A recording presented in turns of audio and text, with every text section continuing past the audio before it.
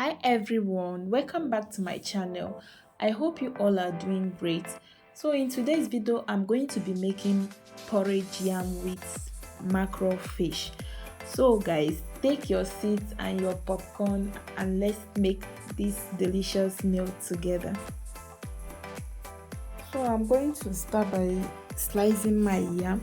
As you can see, I've already peeled and washed my yam.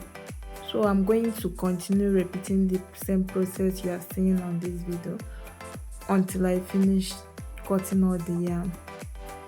You can cut your yam into any size or shape of your choice.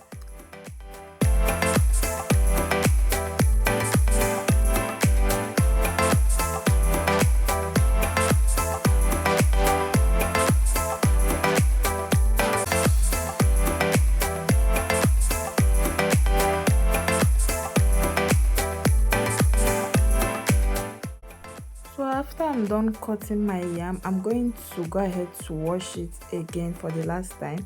Then I'll go ahead to transfer it into my pot, and after that I will add in my well chopped onion, some stock cube and salt.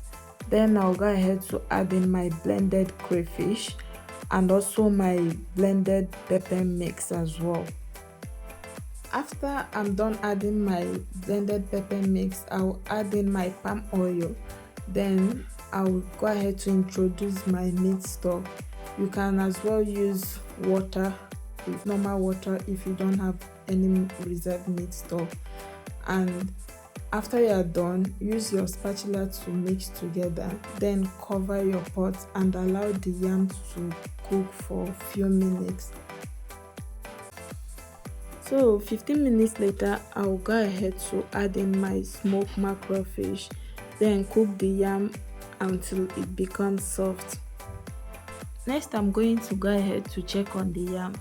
So after I'm done cooking the yam, I'm going to use my spatula to stir it and make sure I combine everything together.